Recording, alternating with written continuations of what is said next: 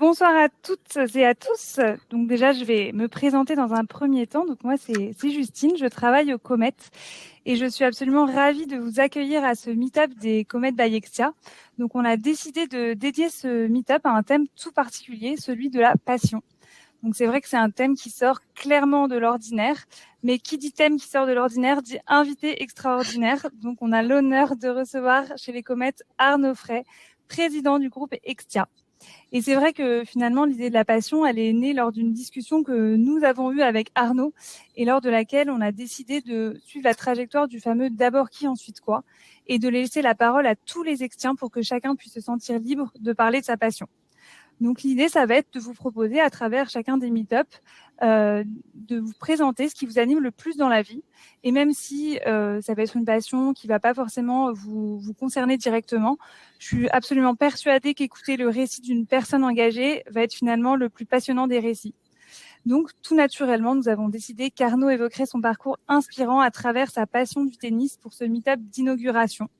C'est vrai qu'au-delà d'une simple société, Arnaud a créé un vrai écosystème avec des valeurs communes et c'est suffisamment rare, je pense, pour être souligné.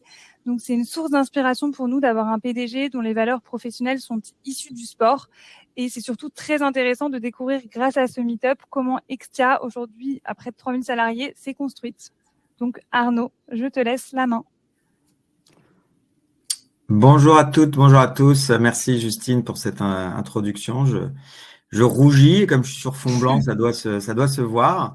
Je suis très heureux, effectivement, d'intervenir pour cette comète passion, puisque je pense être un garçon passionné. Alors, ma femme et mes enfants d'abord, le tennis et Extia ensuite, puisque effectivement, je crois qu'avec la passion, on peut faire beaucoup de choses. Et je pense que dans un premier temps, ce qui peut être intéressant, c'est d'essayer juste de revenir sur ce qu'est une passion. Et on parle là de passion exemple. Donc, la passion exemple, sur le slide suivant, mais je suis un grand. Hop, voilà, je réussis. On parle d'une passion exemple. Je ne connaissais pas le terme. Mais en cherchant sur Google, j'ai trouvé que ça cadrait bien avec le thème de ce meet-up. C'est donc l'affection, un intérêt très vif pour quelque chose. Et donc, l'exemple, c'est l'objet de cette affection. Donc, avoir une passion pour le sport, moi, donc, c'est le tennis en particulier. Et grâce à une passion, je trouve en tout cas que chaque jour, je pourrais apprendre sans me lasser et sans avoir l'impression finalement d'être arrivé au bout des choses. Et c'est ce qui fait que finalement, je vais avoir toujours plus d'idées pour approfondir ma pratique et toujours plus envie d'apprendre. Donc, ce que je vais essayer de vous transmettre lors de ce meet-up, et si on passe au sommaire, Justine, c'est quelle est ma relation vis-à-vis du tennis. À travers cette relation, je parlerai très rapidement des trois joueurs emblématiques. Donc, je ne sais pas le degré de connaissance des uns et des autres sur le tennis, mais Justine, tu l'as dit, l'idée, c'est à travers la passion, notre passion, chaque passion spécifique, de pouvoir transmettre des valeurs. Et j'ai voulu faire un parallèle finalement entre le tennis et le management et l'histoire entrepreneuriale du groupe à travers un clin d'œil à ma passion, donc le tennis. Alors, le tennis et moi, comment ça démarre, Je commence moi finalement à l'âge de 5-6 ans, je me souviens plus bien, dans un club municipal. Donc, c'est intéressant d'avoir en tête que le tennis, souvent, on a pensé que ça pouvait être un sport réservé aux élites. C'est vrai, c'est pas vrai, puisque finalement des cours de tennis, il y en a partout. Et moi, donc, j'ai appris dans un club municipal en périphérie parisienne et je suis tout de suite tombé amoureux de cette petite balle jaune qui rebondissait et très vite j'étais finalement, je crois, assez doué. J'aimais bien ce sport. J'avais un problème, moi, c'est que j'étais pas disponible pour les matchs de compétition le week-end. Et donc, on revient un peu au aux formes d'éducation. J'avais pas le droit de m'entraîner avec le groupe compétition, donc c'est un petit traumatisme de l'enfance. Je pouvais pas jouer avec ce groupe-là puisque j'étais pas disponible pour les fameux matchs par équipe des week-ends. À partir de 12 ans, j'ai commencé les tournois. Et puis, en fait, j'ai battu le meilleur du club. Donc, c'était un modeste club, mais j'ai quand même battu le meilleur. Et là, j'ai eu le droit de profiter des entraînements.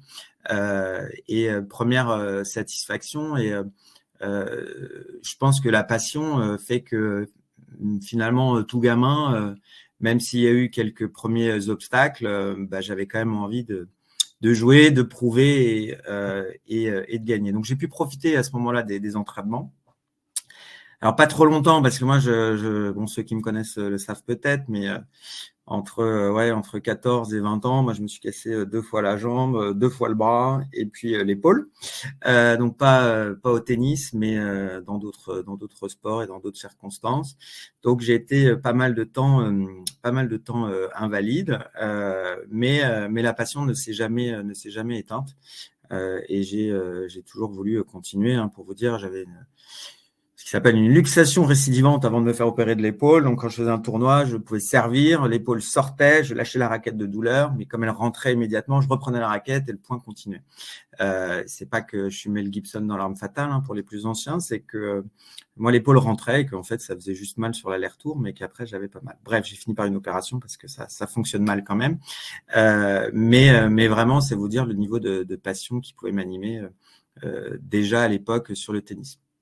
Donc, pour ceux qui connaissent, moi, je suis monté donc 15-1, j'étais 15-1 en 2002, puis en 2010, et je jouais pas tant que ça en compétition, c'était entre 15 et 20 matchs par an. Et puis, bon, la vie a avancé, j'ai eu des enfants, je montais l'entreprise extra, je jouais un peu moins. Et puis, en 2018, j'ai vraiment eu envie de me remettre sérieusement au tennis. Donc, je me suis inscrit dans un club parisien. Je jouais sur les cours municipaux, plus avec mes enfants. Et je me suis remis vraiment à fond en jouant 3-4 fois par semaine. Évidemment, je n'avais plus 20 ans. Je me suis donc blessé début 2020. Mal au coude, donc la fameuse tendinite. Alors, on parle de tennis elbow. Moi, c'était le golf elbow, donc c'est à l'intérieur du coude. Et j'ai pas mal galéré. Ça fait que 1 mois et demi que je peux rejouer sans douleur. Et pourquoi je vous parle de cette blessure, c'est que finalement, c'est assez intéressant parce que au final, le fait que je puisse plus jouer, j'ai commencé finalement à exercer ma passion par procuration. Et donc, j'ai commencé à regarder sur les réseaux sociaux, sur Internet, ce qui existait. Et là, j'ai découvert énormément de tutos extrêmement précis pour progresser techniquement. J'ai visionné, je pense, des centaines d'heures sur le sujet, coup droit, revers, analyse, dans tous les sens. Je me suis intéressé aussi à la littérature sur le sujet, donc j'ai lu énormément de livres, donc d'abord des livres techniques, mais autobiographiques.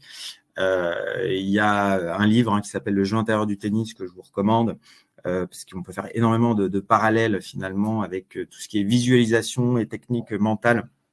Donc pour ceux qui connaissent, la visualisation, elle peut être même utilisée dans le cas de graves traumatismes, de grands blessés, pour qu'ils puissent remarcher. Ils se visualisent en train de marcher, puis ils finissent par réussir à marcher. Donc moi, avant de m'endormir, je faisais des coups droits et des revers, en permanence. Ce qui fait que quand j'ai repris, c'est assez amusant, mais j'ai vraiment eu l'impression d'avoir progressé. Donc ça peut étonner, mais je crois que c'est la réalité. J'ai été jusqu'à aussi tester des produits qui existent sur le marché, donc comment faire tourner la balle le plus possible. Donc c'est un outil qui s'appelle le Top Spin Pro, donc que j'ai testé, qui est dans ma chambre. Et j'ai un dernier truc à tester qui est complètement à la pointe technologique, puisque c'est une société qui s'appelle Suns Arena et ça utilise finalement le métaverse pour finalement taper des balles en réalité virtuelle et donc avec une raquette haptique. On peut choisir le poids de la raquette, le retour haptique. J'ai pas encore eu le temps de l'essayer, mais j'ai hâte de voir ce que ça donne. L'idée, c'est de pouvoir notamment travailler aussi les réflexes, puisque dans le tennis, pour ceux qui savent, une des grandes difficultés, comme dans tout sport de haut niveau, ça va être l'anticipation, et l'anticipation va passer par finalement la capacité à voir les choses et à prendre l'information tôt. Et donc, a priori, il y a des promesses qui sont fortes concernant ce produit. Si ça intéresse les gens, s'il y en a qui ont déjà leur Oculus, c'est Sense Arena. Donc ça a l'air exceptionnel. Voilà. Donc moi, j'ai quand même un objectif en tête. Je tiens à le dire. Il date depuis tout petit. C'est de monter 4-6 au tennis. Et donc, quand j'ai recommencé en 2018, c'est avec cet objectif-là. Donc, j'ai 45 ans aujourd'hui, l'heure tourne, mais je suis quand même extrêmement motivé et je compte bien y arriver. En tout cas, je ne doute pas et je visualise aussi que je vais y arriver. Donc voilà, je suis vraiment en train de construire cet objectif parce que c'est un objectif qui est un lointain objectif et qui est extrêmement important pour moi parce qu'il date vraiment depuis que je suis tout petit. Peut-être mes premières frustrations quand on m'interdisait la compétition dans mon fameux club municipal. Et rapidement, en tant que supporter, ceux qui me connaissent le savent aussi, je suis quelqu'un qui adore regarder du tennis. Donc, je pourrais regarder du tennis. Et d'ailleurs, quand je peux le faire, je le fais toute la journée, non-stop. Donc, je suis allé voir tous les tournois du Grand Chelem, sauf l'Open d'Australie, mais je vais compléter cette boucle en janvier puisque je vais avoir la chance d'aller en Australie pour voir ce tournoi et m'imprégner aussi de la culture australienne, profiter et être accompagné d'un ami qui me fait la grâce de venir avec moi. Et donc, on sera en décalé, donc on travaillera le matin et puis on regardera le tennis l'après-midi. On va vraiment découvrir et boucler cette boucle des tournois du Grand Chelem. Il y en a 4 sur finalement 3 continents, les États-Unis, en Europe, donc la France et l'Angleterre. Et puis l'Australie qui est très loin, donc celui-là, c'est assez rare de pouvoir le faire. Donc voilà, donc vous voyez quelqu'un quand même qui est extrêmement passionné. Alors, sans transition, je voulais vous parler quand même des joueurs inspirants parce que pour ceux qui sont peut-être moins au fait du tennis, il y a quand même toujours 3 noms principaux qui reviennent. Donc, Federer, Nadal et puis Djokovic. Ce que j'ai voulu faire, je me suis prêté à l'exercice. Alors, j'ai eu tellement de choses sur le sujet, je me rends compte que quand c'est son tour, finalement, de prendre un peu position sur ces joueurs-là, je me suis dit, je vais essayer vraiment de réfléchir et moi qui les ai vus jouer quand même de nombreuses fois, que ce soit à la télé ou en réel, je me dis, qu'est-ce que je pense vraiment, quels sont leurs points forts, quels sont leurs points faibles, et pourquoi je les trouve finalement si inspirants. Je tiens quand même à préciser que pour moi, dès que je vois un joueur de tennis de haut niveau, je le trouve inspirant parce que je réalise finalement ce que ça représente d'atteindre un tel niveau et comme je suis passionné, évidemment, je suis enthousiasmé et il m'inspire et je me dis waouh, comment ils font et pourquoi la balle va si vite et pourquoi ils la prennent si tôt et parfois pourquoi ils font une telle connerie alors qu'ils ont un tel niveau et donc tout ça m'excite au plus haut point et je pense que c'est finalement le propre d'une passion. Alors il y a une question qui revient tout le temps, je vais pas vraiment y répondre, c'est le fameux GOAT qui est le meilleur joueur de tous les temps entre ces trois grands joueurs. Moi je vais dire que je vais laisser les spécialistes décider. Pour moi, ils méritent tous les trois ce titre-là. À la fin, ce qui me semble juste finalement, ça sera celui qui aura le plus grand nombre de grands chelems. Ça doit être pour moi à la fin la seule base possible de décision rationnelle.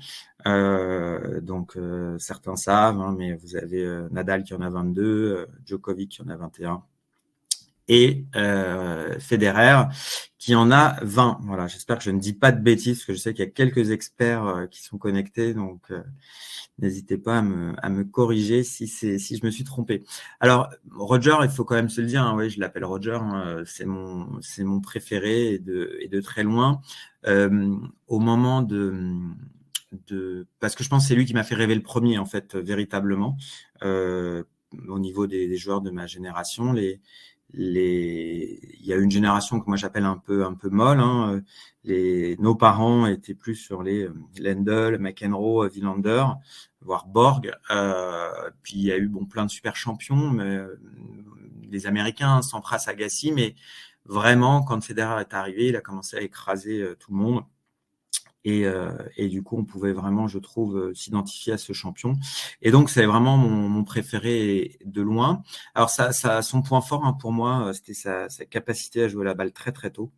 Je l'ai vu une fois s'entraîner avec Gaël Monfils sur le central à Roland-Garros, donc la semaine avant le tournoi. Et il jouait tout en demi-volée sur la ligne de fond de cours parce que ça l'amusait, il n'avait pas envie de reculer.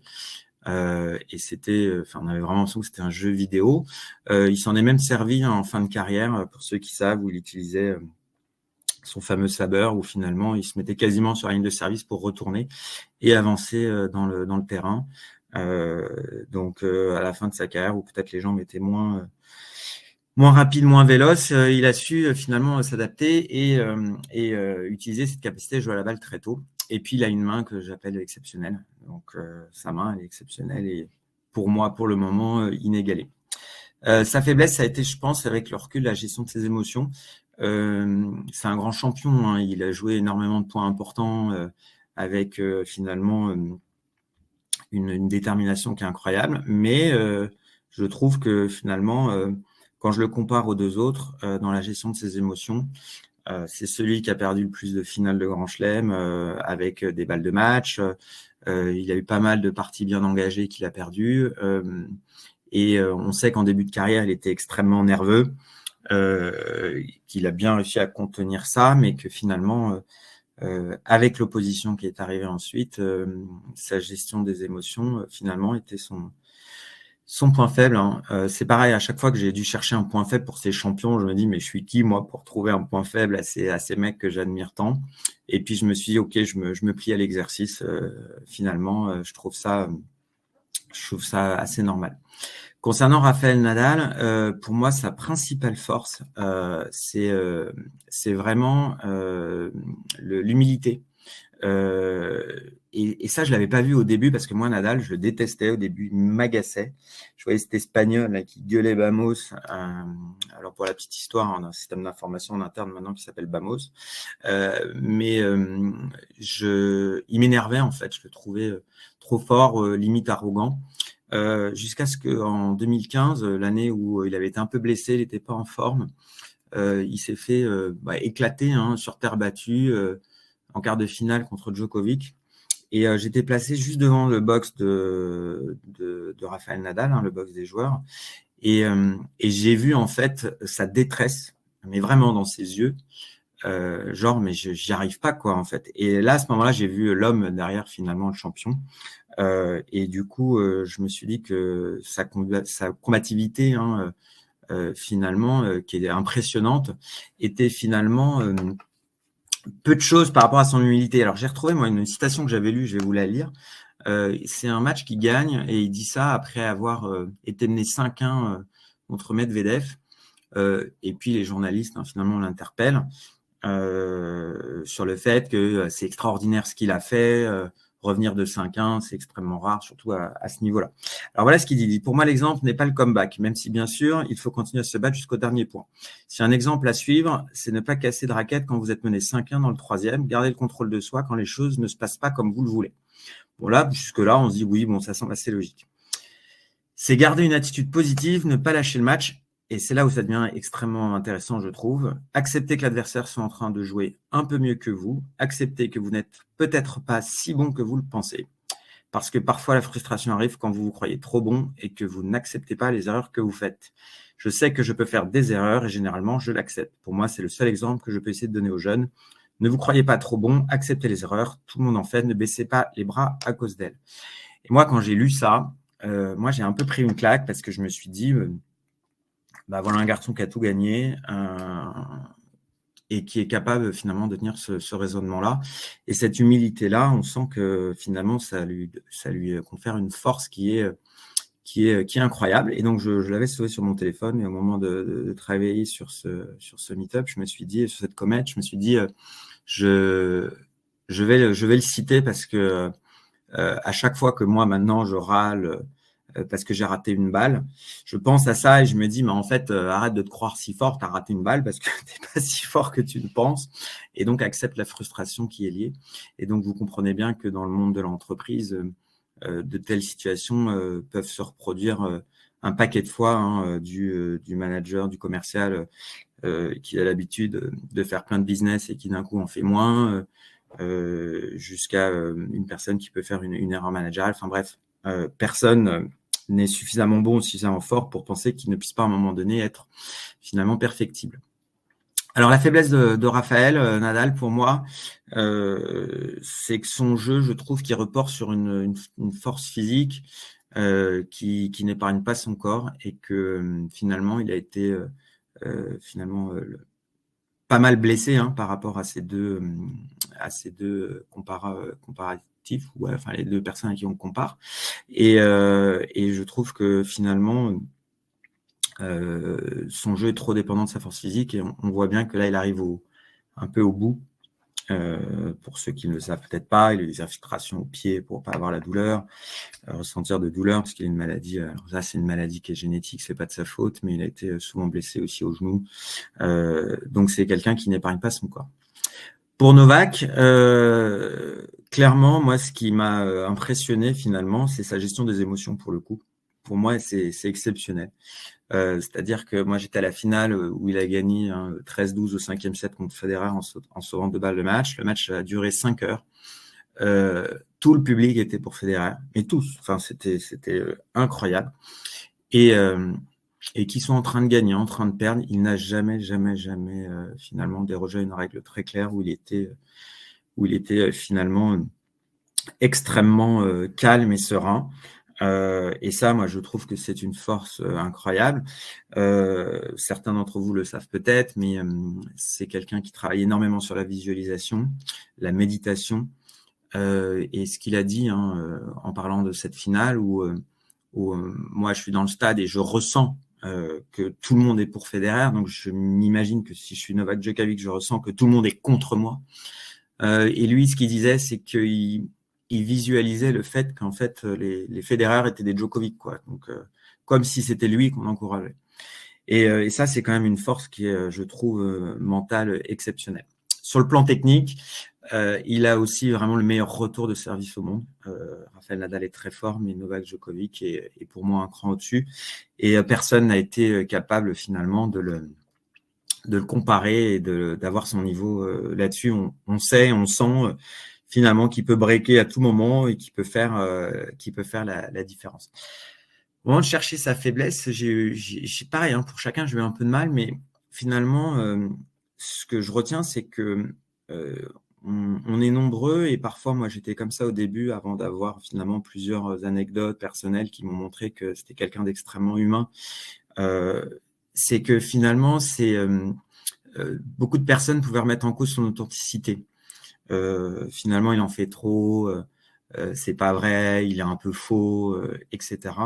Je pense que pour moi, c'est l'analyse que je fais, c'est que c'est finalement un homme qui a grandi sous les bombes et que du coup, quand il met en face sa détermination, elle est tellement forte, tellement puissante que ça efface tout le reste et qu'on a l'impression qu'il est calculateur dans ce qu'il entreprend et que finalement, il essaye de s'acheter une image comparable à Raphaël et Roger. Je pense que c'est une erreur, que c'est clairement pas le cas, puisque finalement, j'ai pu constater que plein de fois où il n'y avait pas de photographe ou de caméra, il est extrêmement gentil avec les enfants notamment. Sa femme a une fondation également. Enfin, ils ont l'air en tout cas très simple et très authentique. Maintenant, il a une détermination qui est celle d'un enfant pour moi qui a grandi sous les bombes et qu'on peut difficilement comprendre, je pense. Les trois ont une chose en commun et je pense que c'est utile et pour moi, il faut absolument le rappeler. Finalement, hein, c'est le travail. Donc, ce sont des énormes bosseurs. Voilà, ils bossent. Je rappelle une phrase que certains de mes équipes connaissent bien, hein, The only place success is before work is in the dictionary. Hein, donc c'est une phrase que j'ai vue dans le bureau d'un de mes directeurs. Je me suis arrêté devant, j'ai rigolé, je me suis dit on devrait la mettre partout. C'est vraiment hyper important à comprendre. Finalement, on peut avoir tout le talent du monde s'il n'y a pas de travail. Ça ne fonctionnera pas. J'ai vu une story Instagram hier sur Stephen Curry, un joueur de NBA, qui disait exactement la même chose. Ça a l'air d'être impensif, mais finalement, ça n'en est pas, puisque beaucoup de personnes, et parfois moi, j'imagine, on oublie que si on ne travaille pas finalement et qu'on ne répète pas, on n'y arrivera pas. Et rien n'arrive finalement par hasard. C'est un passage obligatoire pour tout, on va dire, accomplissement sportif ou artistique. Hein, prenons le pianiste, qui serait dit exceptionnel, quoi. C'est quelque chose qui est, selon moi, évidemment transposable au monde de l'entreprise et à tous les mondes, hein, sportifs et artistiques. C'est cette nécessité de travailler. Alors moi, j'ai ma recette. Hein, je dis souvent, et je l'ai emprunté à mon papa, et puisque je le cite, j'ai une petite pensée à lui, puisqu'il a réussi ce matin un quadruple pontage, donc il va bien, mais c'était ce matin l'opération. Et il disait toujours, il était chercheur au CNRS, il disait « je travaille pas, je m'amuse ». Et je lui ai vraiment emprunté ça, je travaille pas, je m'amuse. Et chez Extia, notamment, je m'amuse beaucoup, beaucoup. Donc, comprendre que je travaille aussi beaucoup, beaucoup, puisque c'est vraiment ma passion. Voilà, donc cette organisation également, ce groupe qui se développe. Justine, je ne sais pas du tout sur le timing, si je suis bien et tout. Tu me dis si je suis loin. On est très bien, Arnaud. Oh, Parfait. c'est bien, c'est sympa. Alors, je voulais maintenant essayer de faire quelques ponts, hein, finalement, entre le tennis et le management. J'ai au moment de choisir, je me dis, mais il y en a des tonnes, en fait, des ponts, c'est incroyable. Je suis parti d'un moment où je me suis dit, mais finalement, qu'est-ce que je vais bien pouvoir raconter? Et puis, en fait, quand on commence à réfléchir, mais je pense que c'est vrai avec beaucoup de sports, mais on retrouve énormément de valeurs et de points communs et de ponts possibles, finalement, entre le tennis de haut niveau et puis le management. Pareil sur Instagram, parce que vous l'aurez compris, avec ma blessure, je suis devenu un expert Instagram de tout ce qui est relatif au tennis. J'ai vu qu'il y avait des anciens tennisman là, qui avaient monté toute une formation de management sur le tennis et quels sont les ponts et quels enseignements un tennisman de haut niveau pouvait transmettre aux entreprises. Donc finalement, c'est assez banal ce meet-up. Donc je vais essayer d'en évoquer trois. Donc ténacité, résilience et puis gains marginaux. Je pense que ténacité et résilience, finalement, ce sont des qualités qui sont extrêmement liées et complémentaires. Pour la ténacité, alors c'est définition du petit Robert, je crois, c'est attachement opiniâtre à une décision, un projet. En gros, c'est on lâche rien, quoi. Donc je pense que ça, ce sont des phrases qui vous parlent. Hein, on lâche rien. C'est cette tenace, cette opiniâtre. Et finalement, ce que je dis souvent, c'est que la ténacité, en fait, ça demande beaucoup de courage. Là où c'est dur, c'est que le courage, il vient avec le courage. Donc, il faut commencer à être courageux, à être tenace et puis s'accrocher. Souvent, ce qui est difficile, finalement, c'est le premier pas. Mais dès qu'on a commencé à se mettre dans cette boucle-là, on a de plus en plus de chances, finalement, d'être tenace, d'être courageux, être de plus en plus courageux. Donc, il y a une notion d'effort qui est extrêmement important. Faire des efforts, au début, ça peut paraître désagréable. Pour ceux qui reprennent ou comme moi, je fais souvent des allers-retours sur le running. Au début, je me dis, mais qu'est-ce que je fous à courir, etc. Et puis petit à petit, le rythme revient.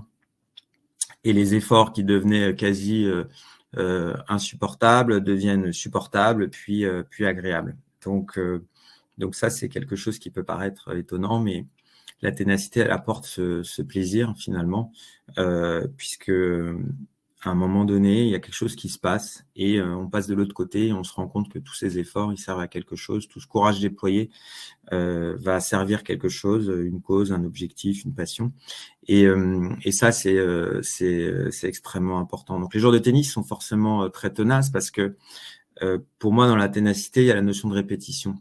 Donc on parle de gamme pour les joueuses et les joueurs de tennis, faire des gammes. Donc c'est coup droit croisé pendant une demi-heure, revers croisé pendant une demi-heure. Et puis bon, comme eux, ils sont très doués, ils font des choses un petit peu plus pointues. 2 fois croisé, on accélère dans l'axe. Enfin, bon, bref, je ne vais pas vous faire toutes les possibilités de séries et de gammes, mais c'est finalement des efforts permanents de répétition.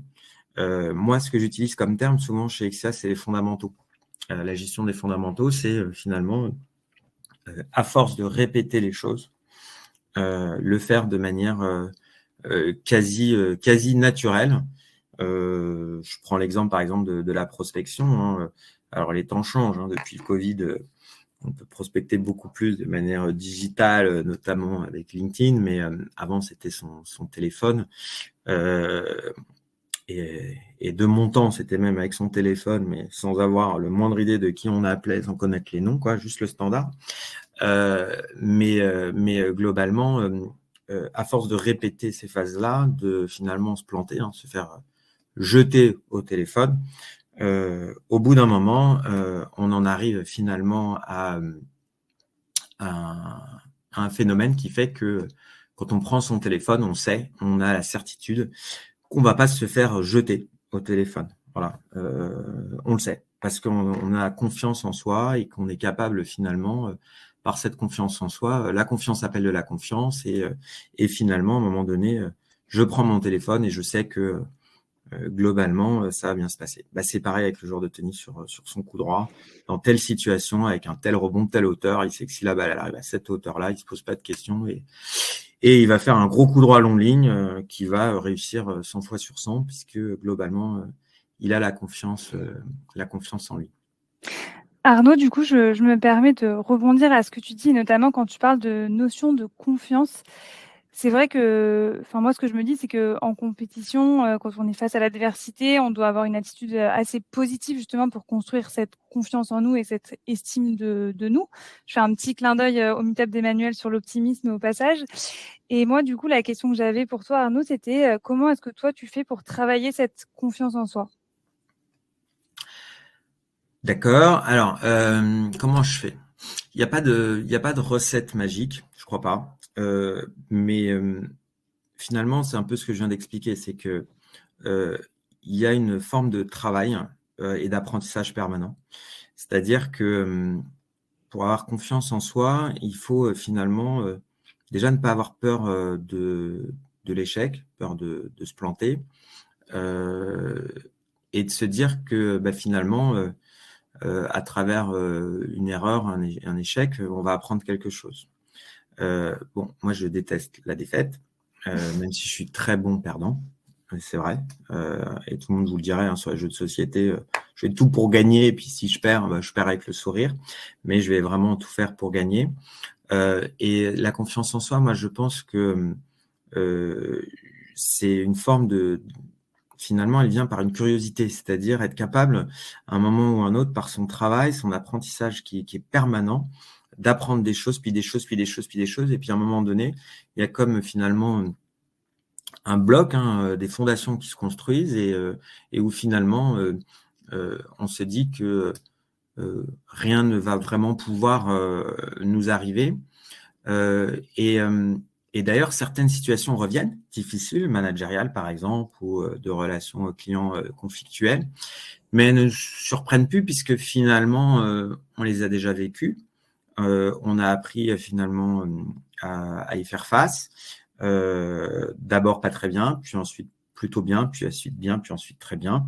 Et donc finalement, on se sent en confiance. Un client qui est finalement dans une gestion conflictuelle, souvent c'est qu'il a peur. Si on est capable de le rassurer, notamment puisqu'on a confiance en soi, dans la capacité à régler ses problèmes, il le sent. Et de lui-même, finalement, il va avoir moins peur et ça va être moins conflictuel. Donc, c'est ce que j'appelle, moi, une boucle positive qui fait qu'à un moment donné, les peurs s'estompent plus facilement. Et puis, bah, quand même, hein, ça serait trop facile. Il va y avoir de nouvelles situations qui vont arriver qu'on n'a pas vues et on va apprendre. Et c'est là où c'est intéressant, c'est que la première fois, on se dit waouh, merde, je suis dans la merde, comment je vais faire, etc. Et puis on sait que finalement, en travaillant, on va trouver la solution et d'expérience. Et ça, je pense que c'est plus une question de maturité et que ça soit mes premiers chefs ou mes parents. Ils doivent bien rigoler aujourd'hui, mais il faut à un moment donné cette maturité, accepter que le temps fait son œuvre et que grâce au temps, finalement, il y a une forme de sagesse qui s'installe. Alors je ne me décrirai pas comme le plus sage, mais je sais que aujourd'hui, quand je suis face à une difficulté ou un problème, je me jette pas dessus. Je me dis bon, j'ai pas la solution, je vois pas comment je vais faire. Je vais continuer à réfléchir et puis finalement, les choses petit à petit se mettent dans l'ordre. Je pense que le parallèle avec le tennis est évident. Il y a plein de matchs que des jeunes joueurs perdent en début de carrière, qui gagnent ensuite, puisque finalement, face à une nouvelle difficulté ou un problème, ils vont un peu paniquer finalement, alors que quand ils sont un peu plus vieux, qu'ils ont plus d'expérience, dans la notion d'expérience, finalement, ils vont se dire, bon, on attend que l'orage passe et puis on va revenir à de meilleures dispositions.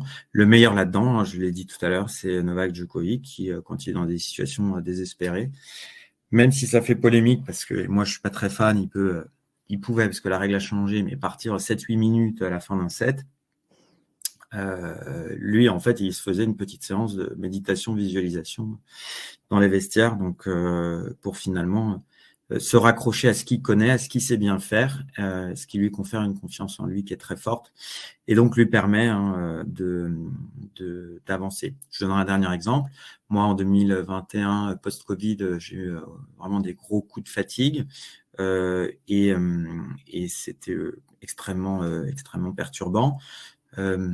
J'ai appris et j'ai fait de l'hypnose et donc je maîtrise maintenant des techniques d'auto-hypnose, ce qui fait qu'à chaque fois que j'ai ce que j'appelle un coup de barre, où je suis fatigué, ça peut être une fatigue physique comme une fatigue émotionnelle, plutôt que de lutter contre elle, c'est plus de l'accueillir et puis de faire l'auto-hypnose qui va me permettre finalement de reprendre contact avec moi dans ce qu'on appelle le ici et maintenant.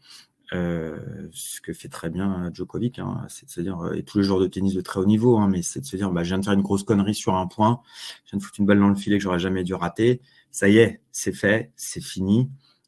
Si je passe 3 points finalement à me frustrer sur le point précédent, je vais perdre les 3 points qui viennent. Donc, et donc ça confère en fait aussi une confiance en soi, c'est de prendre le temps et d'accepter les choses telles qu'elles se passent.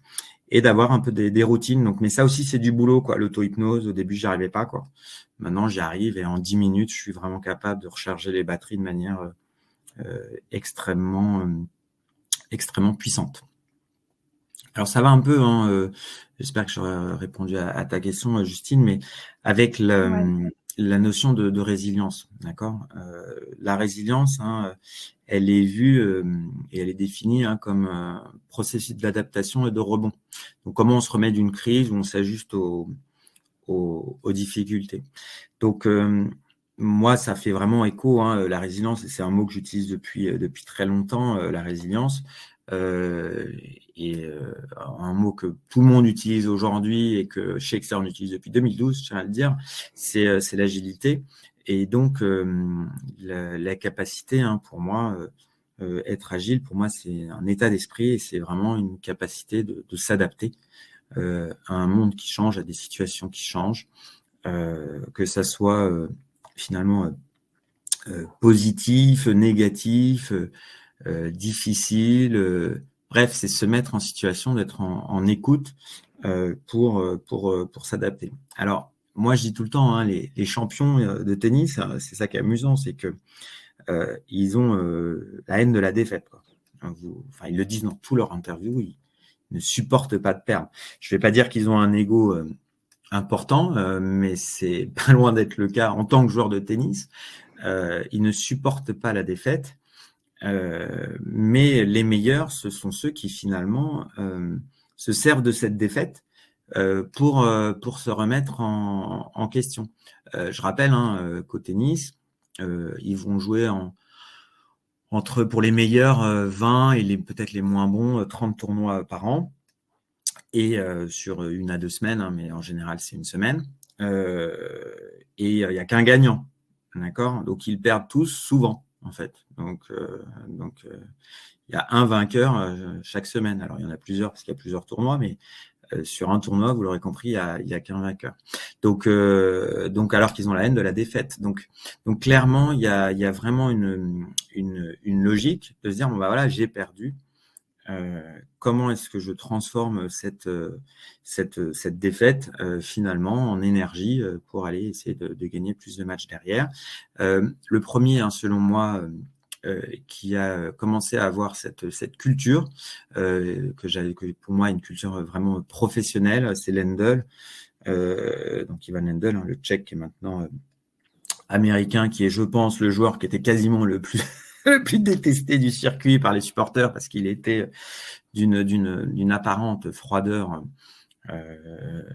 et parce qu'en fait c'était son mode de fonctionnement, hein, pour se protéger sur le court, puisqu'en dehors du court il était plutôt détente. Mais Lendl, il disait toujours qu'après un match de compétition de 2 heures, par exemple, il devait s'entraîner le double.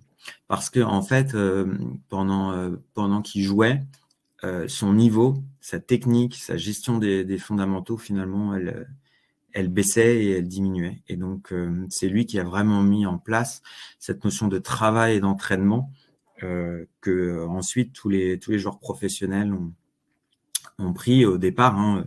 Les générations d'avant Lendl ou pendant Lendl, il y avait beaucoup de... Yannick Noah, c'est le meilleur exemple, hein, mais Henri Lecomte aussi. Bien sûr, c'était des bosseurs, etc., mais ils n'avaient pas une approche professionnelle comme aujourd'hui les champions peuvent avoir. Et cette résilience, finalement, cette haine de la défaite, ils l'ont intégré, hein, et ça fait partie du processus. Et ça, c'est extrêmement important parce que des défaites chez XA dans le groupe, j'en ai eu, j'en aurai encore. Bon, on essaye, hein, on n'aime pas, hein, donc on va tout faire pour en avoir le moins possible, mais globalement, ça fait partie du processus. Donc, il faut accepter ça. Et là aussi, l'expérience et la maturité, finalement, ça aide pour mieux gérer les défaites. Bah justement, Arnaud, j'allais te poser la question, mais du coup, tu l'as un peu introduite, mais du coup, toi, quelle a été ta principale défaite et en fait la défaite justement qui t'a permis de devenir encore plus fort et ce que tu es aujourd'hui? Alors, on a un petit peu préparé, hein, je veux que les gens le savent, même si j'ai fait un petit refus d'obstacle jusqu'à il n'y a pas longtemps, mais je pense que c'était lié à mon papa. Et quand on m'a posé cette question, je me suis dit, mince, déjà penser à cette défaite, moi, c'est pas mon sport préféré. Et puis là, quand j'ai regardé un peu les parallèles entre le tennis et l'entreprise, j'ai lu, et je le sais, hein, que Djoko, il faut quand même se dire, il y a quand même de bonnes chances qu'il soit finalement le GOAT au sens définition de celui qui aura gagné le plus de titres de Grand Chelem. C'est quand même hautement probable. Il ne se prenait que des tôles par Federer et Nadal au début, quoi. Et il disait qu'il avait beaucoup appris de ses défaites. Donc ça m'a finalement fait réfléchir, et je me suis dit, ma plus grande défaite finalement, c'est 2014.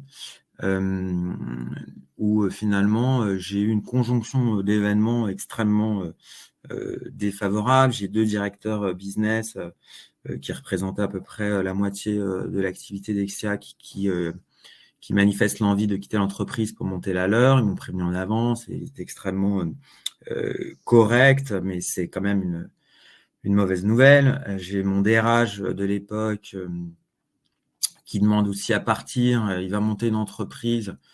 Ça se passe mal. Il va m'attaquer ensuite au prud'homme. Mon associé, donc unique associé de l'époque, me dit qu'il a envie d'autre chose.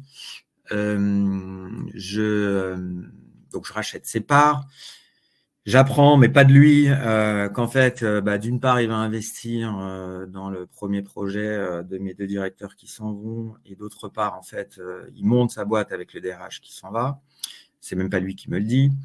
Et puis, au même moment, notre plus gros client SFR, ça représentait 18% du chiffre d'affaires.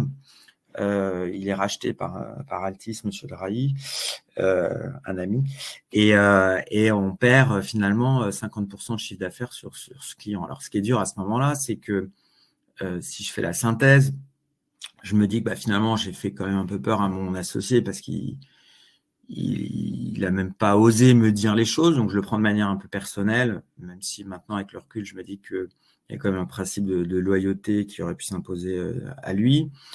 J'ai la moitié de mon comité de direction qui quitte l'entreprise et j'ai le client majeur qui s'effondre. Donc, dans le rang des losers, là, je suis quand même bien classé. J'ai quand même des défaites qui s'accumulent tout en même temps en 2014. Et dans un contexte où finalement, je suis endetté et le groupe est endetté. Donc c'est quand même assez compliqué. On est 500, je crois, à ce moment-là, à peu près. En 2014, on est présent dans 3 villes, pas du tout à l'international. Je pense qu'on n'avait pas encore ouvert la Belgique.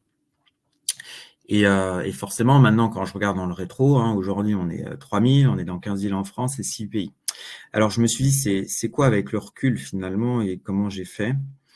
Je crois que là-dessus, c'est finalement, bien sûr, il y a la notion de ténacité et de pas lâcher. D'accord ? Je pense que ça, c'est pour ça que j'ai vraiment voulu la faire apparaître, parce que je pense que si on n'a pas cette qualité-là, à un moment donné, c'est quand même, c'est ce que je disais, il faut du courage et le courage appelle du courage. Donc ça, c'est extrêmement important. Mais il y a aussi le fait de croire en ses valeurs. Les valeurs d'Exia, c'était le d'abord qui, ensuite quoi.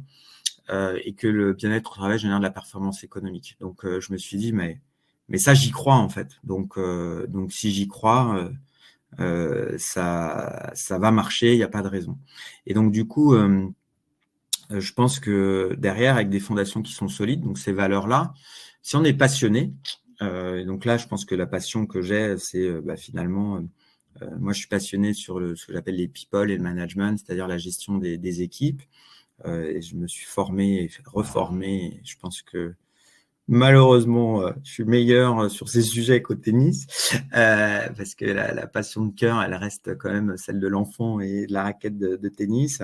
Je pense qu'après, si les fondations sont solides, en fait, ça fait le reste, en fait, parce que globalement, un socle de valeurs, si on s'appuie dessus, il peut pas nous arriver grand-chose. Donc finalement, cette défaite, ça reste un bon souvenir parce que ça m'a montré que après tout ce qui a pu arriver de compliqué, finalement, on peut y faire face et si on est ce que j'appelle être droit dans ses bottes. Je vais conclure sur les gains marginaux. Pour moi, je vais vous donner la définition, mais c'est ce qu'il y a de plus complexe à transmettre aujourd'hui, je trouve. Les gains marginaux, la définition, qu'est-ce que ça dit ? C'est une approche dite d'accumulation des gains marginaux. Elle part de l'hypothèse que l'on peut atteindre des résultats exceptionnels en cumulant plusieurs petits gains de 1% ou moins. Donc, vous l'aurez compris, marginaux, 1% ou moins. C'est comment, finalement, avec des toutes petites choses, on peut obtenir de grandes choses. Je trouve qu'en management, aux équipes ou dans toutes finalement mes histoires, mes événements entrepreneuriaux, c'est ce qui est le plus difficile à transmettre aux équipes parce que c'est extrêmement dur à mesurer. Moi, j'appelle ça une progression qui est non linéaire, d'accord ? Donc Pour les non matheux, c'est que si je mets 10, j'ai pas forcément 10 fois 2 ou 10 fois 3. Hein, c'est pas linéaire, c'est pas une droite. Je mets 10, j'ai rien. Je mets re-10, j'ai rien. Et puis d'un coup, je mets 10 et j'ai 300. Donc c'est pas du tout linéaire et donc c'est très dur à transmettre parce que finalement chaque petit plus qu'on va apporter à un moment donné, on ne sait pas quand ça va apporter un gros plus. Et ça marche évidemment dans la relation avec les clients, dans la relation avec les équipes. C'est quelque chose qui est extrêmement difficile à transmettre. Je parlais avec un joueur français de haut niveau qui a mis finalement 10 ans à atteindre le top 100. D'accord. Donc, je ne sais pas si vous imaginez, en général, le top 100, on a quand même de bonnes chances d'y arriver. Alors, soit on est une comète et on y arrive avant 20 ans. Si on a un parcours qui est finalement, pour le coup, plus linéaire, on va y être vers 22, 23 ans, peut-être avant, mais pour le top 100, c'est un bon temps de passage. Et lui, on lui a dit qu'il ne serait jamais dans le top 100, quoi. À 20 ans, lui, non, mais en gros, laisse tomber, quoi. Et donc là, il a 30 ans et il est 60e mondial, un tout petit peu plus maintenant, mais il a été 62e mondial et il est dans le top 70. Et c'est un garçon, moi, que j'ai décidé, je le dis en avant-première, hein, peu de gens le savent, voire personne, d'accompagner à travers Extia parce que je trouve que c'est un formidable exemple finalement de ténacité, de résilience et de gains marginaux. Et donc, je parlais de ces gains marginaux, c'est avec lui, et il me disait, j'ai fait tout un petit peu plus. Donc, j'ai fait un petit peu plus attention à mon alimentation, j'ai fait un petit peu plus attention à la gestion de mes étirements, à la gestion de ma préparation physique. J'ai fait un petit peu plus de tout. Je ne vais pas vous faire toute la liste. Et finalement, la confiance petit à petit s'est installée. J'ai un petit peu plus gagné des matchs que d'habitude je perdais, qui se jouaient à 2-3 points, sachant que parfois il y a des matchs qui se jouent à 1 point et sur 1 point, en fait, c'est 10 centimètres. Enfin, il faut quand même comprendre de quoi on parle. Hein. Quand on parle de gains marginaux, je trouve que ça s'applique extrêmement bien au tennis. Et donc finalement, c'est une forme d'exigence avec soi-même. C'est de se dire, OK, c'est déjà top ce que je fais. Je suis par exemple top 200 ou j'ai créé une société avec les équipes de 500 salariés.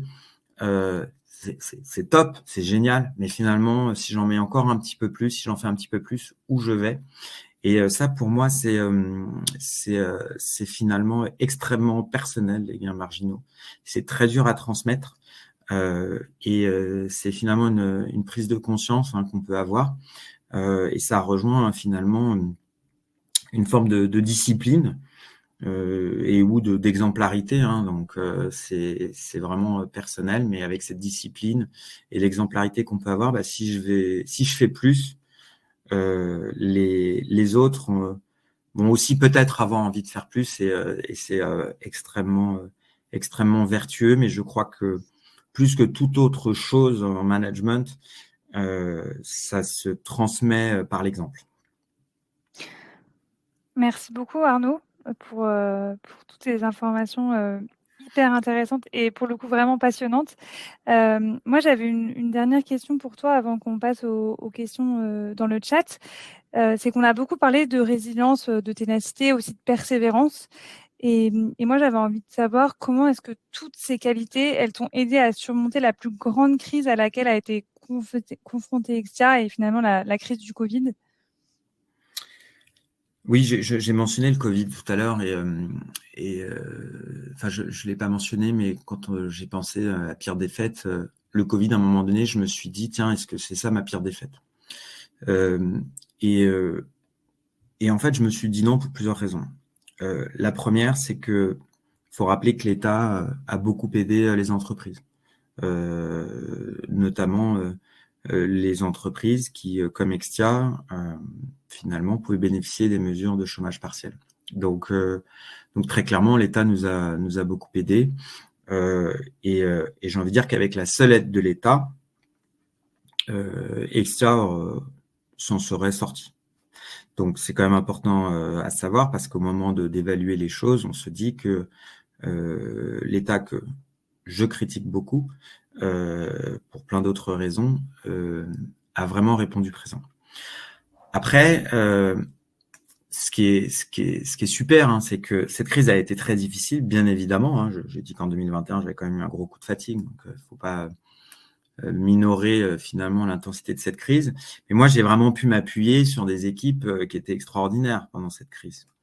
Le joueur de tennis, j'ai essayé de faire le parallèle, il est quand même un peu tout seul sur le court. Bien sûr que les meilleurs, ils ont une équipe qui est extraordinaire, hein. Ils ont kiné, physio, coach mental, ils ont une équipe, mais on parle quand même d'une opposition qui est très individuelle. Alors, j'ai quand même trouvé un parallèle, c'est que je pense qu'un joueur de tennis qui est finalement inspirant, il va attirer beaucoup de supporters. Et les gens vont avoir envie de le voir et de l'encourager. Et je pense que finalement, le chef d'entreprise qui, lui, parvient à transmettre, hein, et à infuser ses qualités, il va avoir la chance ou le mérite de s'entourer d'équipes finalement aux qualités qui sont comparables ou complémentaires, et qu'à un moment donné, finalement, il y a une forme d'alchimie qui s'opère. Et c'est vraiment ce qui s'est passé, c'est-à-dire que je me suis senti extrêmement seul au moment de la crise du Covid pendant 3 semaines. Dès que finalement j'ai pu voir que d'une part l'État était présent et que du coup j'allais pas faire face à l'impensable, hein. Je pense à un de ses clients dans le Nord, hein, le Roi Merlin, qui me disait qu'il faisait pas 1 euro de chiffre d'affaires dans le monde à ce moment-là. C'est des situations quand même impensables sur le plan économique. Dès que les aides sont finalement été annoncées, je me suis rendu compte qu'en plus, j'étais pas du tout seul, et que j'avais des équipes qui finalement ont même pu être, je trouve, face à cette crise, libérées car extrêmement responsabilisées. Tout n'a pas été parfait, hein, dans la gestion du Covid donc chez Exia, hein, c'est pas ce que je suis en train de dire, mais au moins à travers finalement cette difficulté, cette défaite apparente, je trouve que chacun a pu prendre finalement plus de place.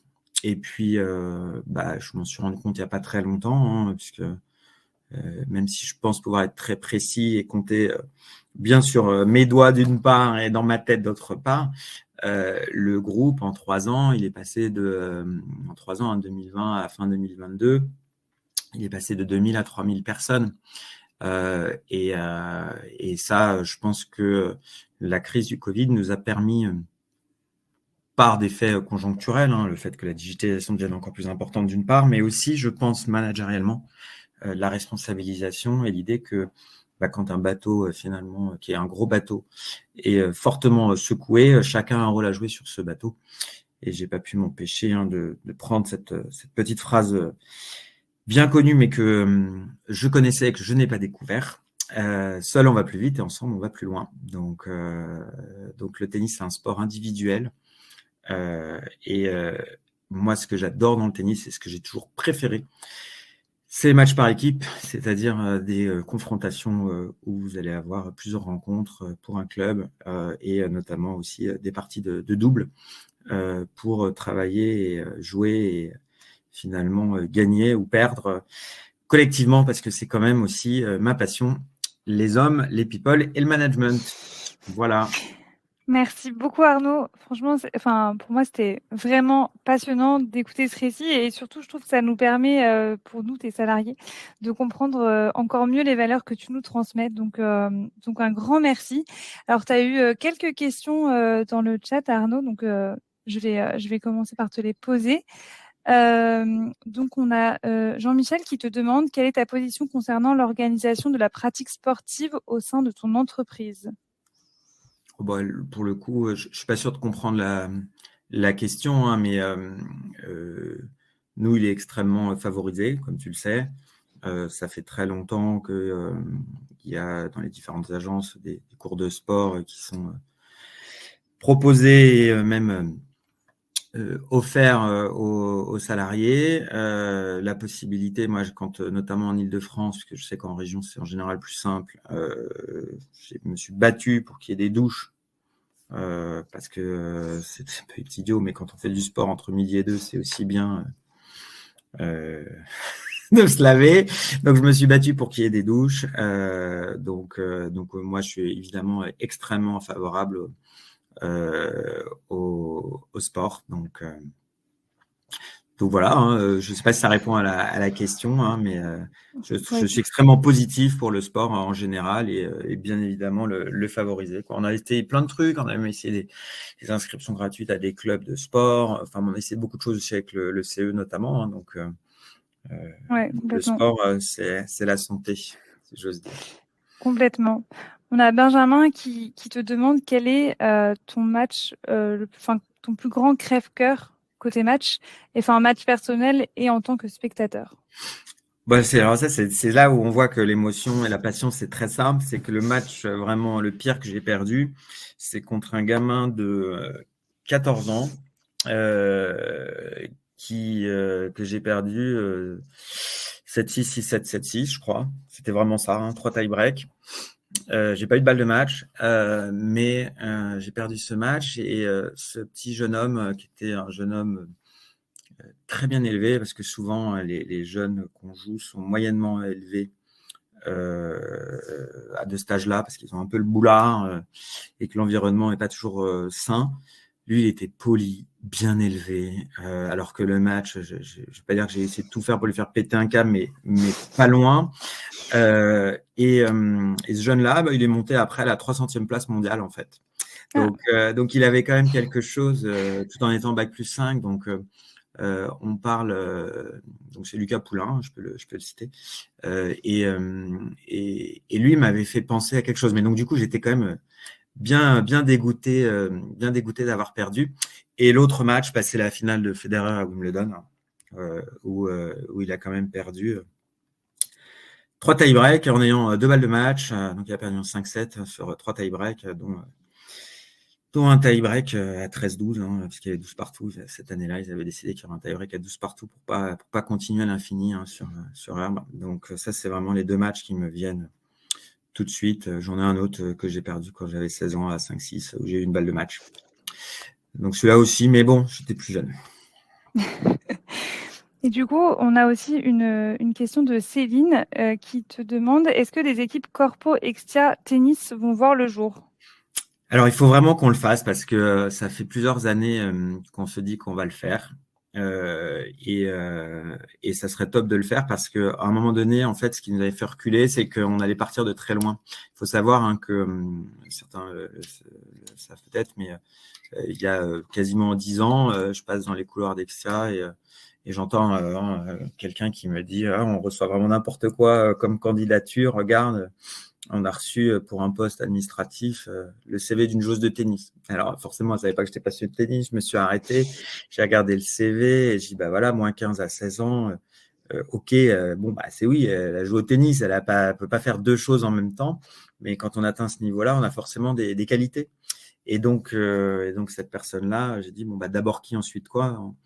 On va la recevoir, on va discuter avec elle et puis on verra. Et donc c'est une personne, hein, qui travaille encore chez Exia, qui a évolué sur plusieurs fonctions. Donc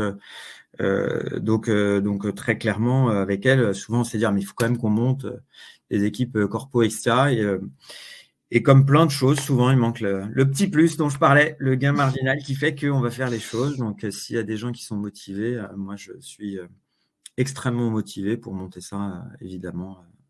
En plus, on a pas mal de bons joueurs, hein, donc ça serait sympa de faire ces matchs corpo avec plaisir. Ouais. Du coup, ça rejoint un peu ce que Victor nous demande, si les secondes séries sont-ils favorisées dans le processus de recrutement? Du coup, ça rejoint un peu ce que tu viens de nous dire, Arnaud. C'est assez amusant parce que la question, elle peut paraître drôle, mais en fait, je pense que si on prend quelqu'un de passionné comme moi, alors évidemment, c'est pas moi qui gère tout le recrutement, hein, j'ai des super équipes qui se chargent de ça, mais forcément, moi, quelqu'un qui joue très bien au tennis, je veux avoir un regard forcément de passionné, amical, de connaisseur aussi, savoir ce que ça représente comme qualité. Maintenant, on a certains joueurs, hein, dans le paysage français et international qui, malgré leur talent, je voudrais pas les avoir dans mon entreprise. Donc, ça suffit pas. Voilà. Ok, et on a Patrick qui nous demande le joueur que Exia va aider, Arthur ou Tristan. Donc il avait Alors, mis. Tristan, je ne sais pas à qui il fait référence, Ouais. mais je pense que si, s'il m'a bien écouté, il doit pouvoir trouver qui ça va être. Et ça commence par un C, voilà, donc son prénom. Ok. Bah, écoute, merci beaucoup Arnaud. J'espère avoir exploré toutes les questions qu'il y a eu. Et du coup, bah, j'en profite moi juste pour conclure sur la passion et expliquer bah, aussi à quel point c'est important pour nous, pour les comètes, d'entendre le récit de chacun d'entre vous, hein. Je pense que Arnaud t'a mis la barre très très haute sur ce premier meet-up passion, mais en quoi ça vous a influencé personnellement ou professionnellement. Du coup, on sera ravis d'écouter les récits de chacun d'entre vous. Donc, si jamais vous avez envie de tenter l'expérience, bah, n'hésitez pas à nous écrire à l'adresse comet@texia.fr. On sera un plaisir, en tout cas, de construire ce projet avec vous. Et bah, évidemment, un immense merci à Arnaud d'avoir participé à ce projet. Je pense que ce discours était inspirant, alors pour moi complètement, mais je pense que pour toutes les personnes présentes, hein, j'ai vu qu'on avait quand même un bon nombre de participants à ce meet-up. Donc, un immense merci Arnaud. Voilà, Et, je crois qu'il faut que je fasse une annonce officielle aussi, hein, je viens de ah, voir les questions, que effectivement, j'ai vraiment l'objectif d'être seconde série. Vous l'aurez compris, mais ça n'a pas été annoncé officiellement. Donc, et le classement de Cathy, c'est le classement avoué à la police, et les manifestants espèrent faire plus. Voilà. ouais, comme ça, tout le monde restera connecté à nos réseaux pour suivre cette actualité. Ou pas, mais c'est pas grave. Bah, en tout cas, un immense merci Arnaud. Merci à tous pour votre présence à ce meet-up. On espère vous voir nombreux à nos prochains meet-up sur la passion et sur tous nos autres sujets qu'on explore au quotidien. Et une très bonne soirée à tous. Merci beaucoup. Au revoir.